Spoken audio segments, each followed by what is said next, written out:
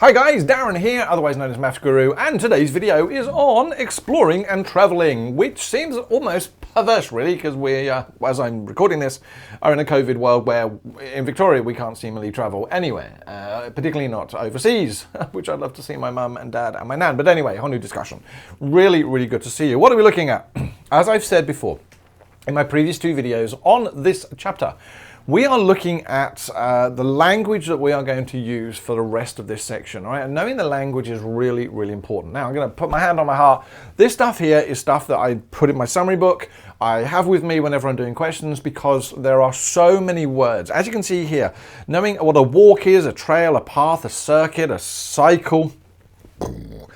Trying to remember those, my brain just doesn't do it. I don't know why. I'm 147. Maybe it's because I'm old. But if you have a summary book, please write all of this stuff down. And the slides I've got here, which you can download from maffsguru.com, head over there. Sign up is absolutely free. You can watch the videos, time codes, downloadable notes, etc., etc., etc. And exam questions, VCAR exam questions. I'm going to do some more of those this afternoon. But the point of it is, this here is just language. Let's get started. All right, recap of past learning. What have we dealt with? We've so far dealt with graphs.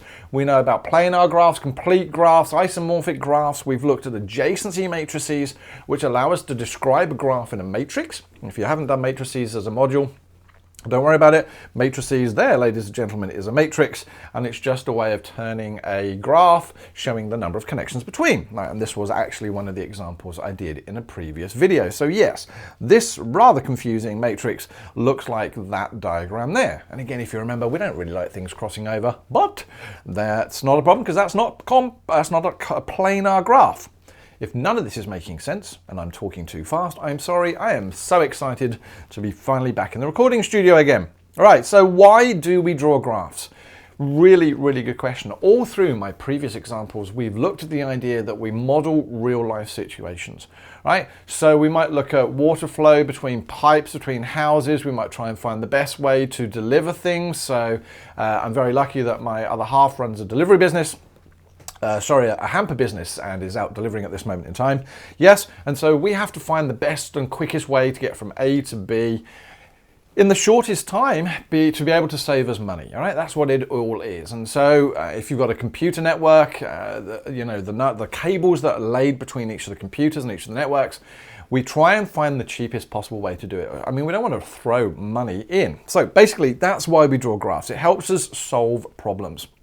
And here we go, ladies and gentlemen, buckle up. This is where life gets interesting. And again, if you actually have a really good way of remembering this, please leave a comment below. In fact, please leave a comment below telling me what you think of the video so far. Oh no, not quite yet. It gets better, all right? So, no, we're going for a walk. I'm not really going for a walk because we're recording.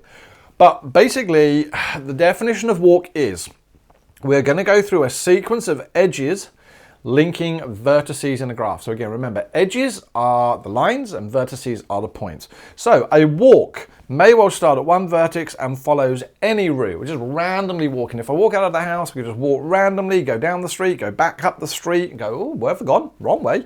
Head off down to a different street and end up, in someone's house going, I don't live here. Strange, yeah? So this basically is saying they've gone A to C, and they've gone back to A, possibly because they forgot something, and then they've gone to D and finished off at G. All right, so they've walked from a vertex to another vertex, back. They've gone along the same edge twice. And that's where life gets interesting because, ladies and gentlemen, a trail is a walk with no repeated edges. So because here we went A to C to A to D to G, and notice the way that I'm writing this out. This is typical of the way that we're going to use it, particularly in the next section of the course. Because we've gone A to C and back to C, back to A, and we've used that same edges, this is not a trail. So what could a trail look like? Well, funnily enough, the diagram below. That is a beautiful example of a trail. Using the same diagram, what we've noticed is we've actually repeated a vertex, but we've not repeated an edge. All right, so there we go. We've repeated a vertex, we've not repeated an edge. Thank you very much. That is a trail. So a walk, just random. A trail says you can't repeat edges. All right, what about a path?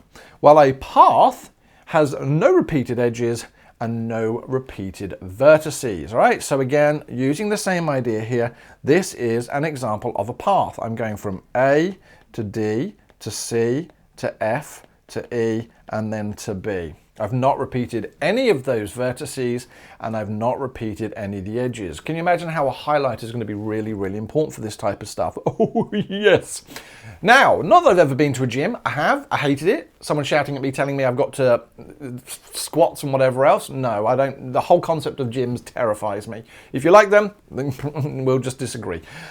The idea of a circuit, well, if I'm at a gym, or in fact, I suppose from a bike, I'm going to do a circuit, the chances are I'm going to start and finish at the same point. That's the whole point of a circuit.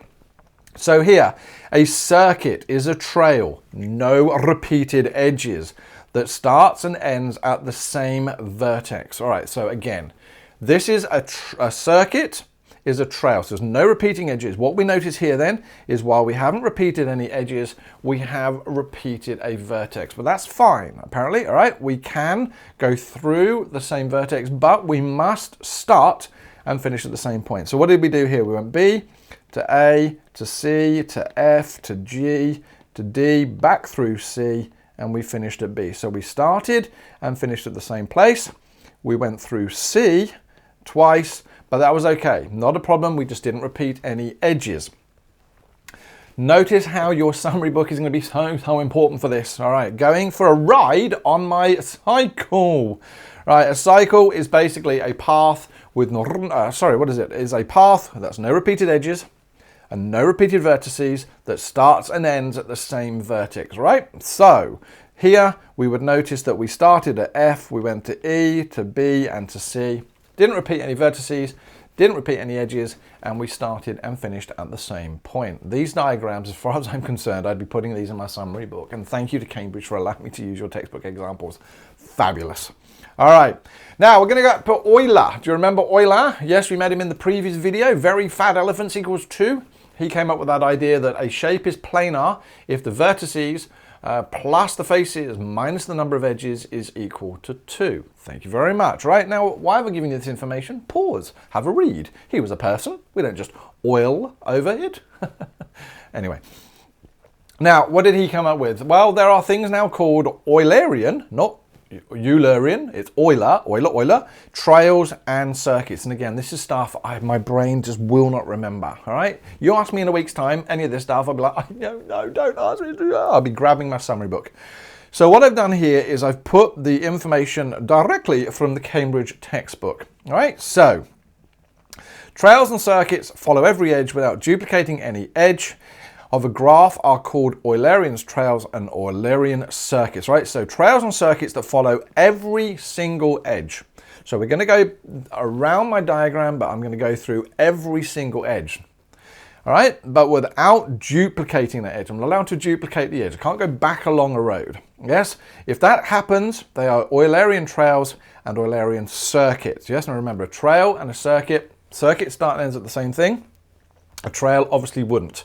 So they can be identified. An Eulerian trail, as I've written here, follows every edge of a graph, and it will exist if the graph is connected. Okay, so we can't have any random dots over there.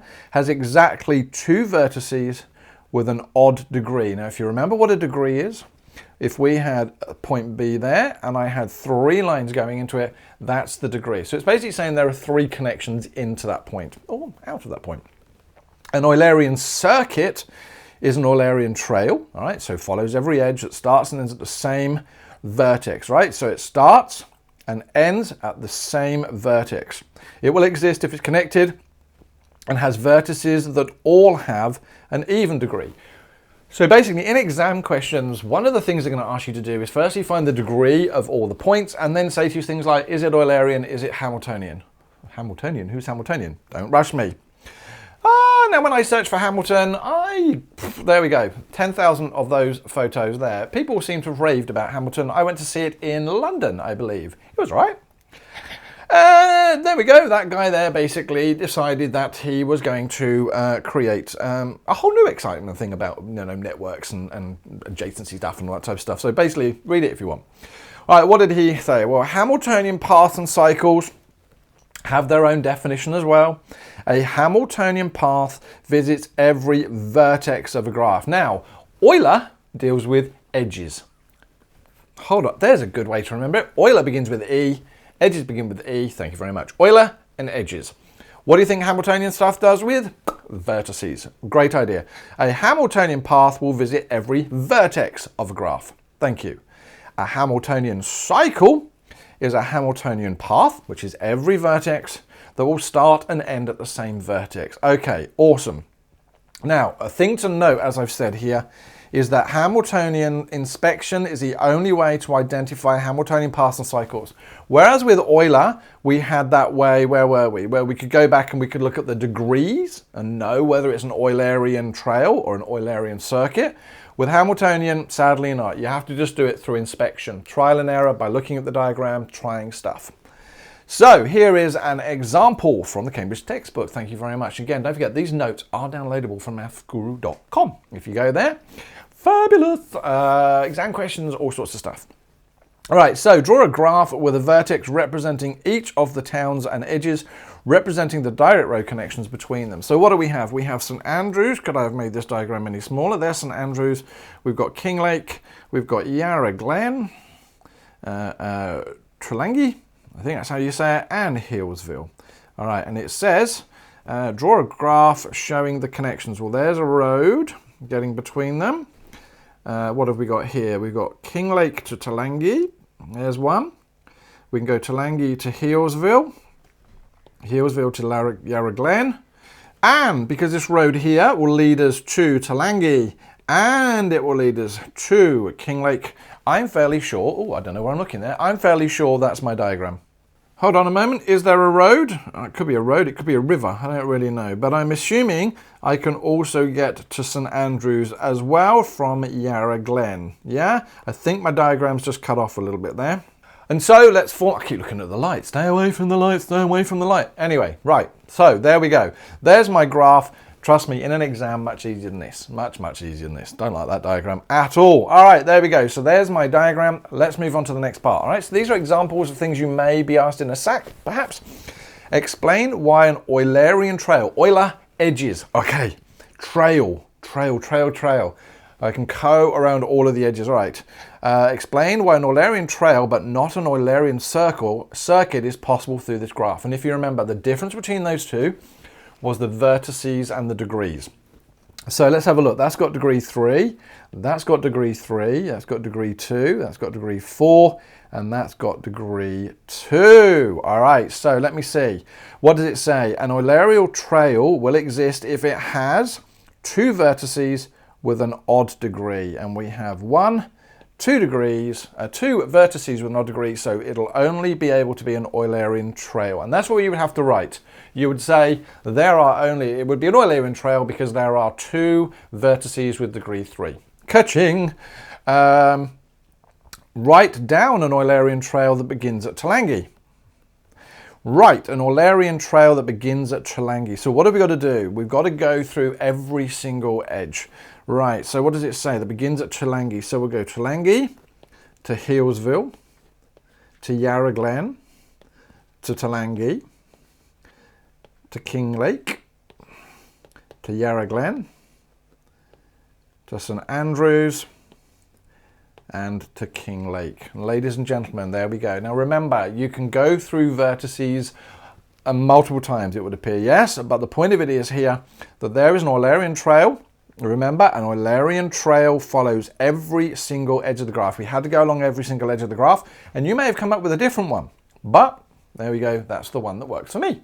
Right, write down a Hamiltonian cycle. Now, a Hamiltonian cycle that begins at Healesville. So let's go back. Hamiltonian cycle is a Hamiltonian path, every vertex that starts and ends at the same vertex. Okay, so where does it say? We've got to begin at Healesville. All right, so you've got Healesville to Trelangy, to Kinglake, to St Andrews, to Yarra Glen, and then back to Hillsville. Now again, we don't have to follow all of the edges. We just have to visit every single one of those vertices. And ladies and gentlemen, there we go. That's pretty much the end of this video. Hopefully the language is going to go in your summary book now and you'll just learn. Maybe you just have to rote learn it. I don't know. Again, if you have a great way of doing it, let me know. At this moment in time, other than edges and Euler, the cycles, the path, the walks, whatever else, doesn't necessarily stick. Please do me a favour and let your mates know, and your teachers if you can, that these videos are there and that you're finding them useful. Leave me a comment below and hopefully I'll see you in another video. If not, stay safe. Take care guys. See you again. Bye bye. Thanks very much for watching guys. Yes, this is the end of another video. If you haven't already done so, can you click on my subscribe button? Yes, it doesn't mean anything other than the fact that I know that you are watching. Yes, it's greatly appreciated. Otherwise I feel like I'm sitting here just talking to myself. And then yes, there is maffsguru.com, of which you can see a still of now. And what is over there? Well, all the videos ordered by textbook, ordered by topic. You can search for the videos, you can download notes, time codes, exam questions, and so much more coming up. Yeah, it's absolutely free to join. So I'm done. Thank you very much. I hope to see you in another video. Give me a shout out to your mates if you can. I just want to make sure that everyone finds maths interesting and easy. All right, take care guys. See you again. Bye bye. Stay safe.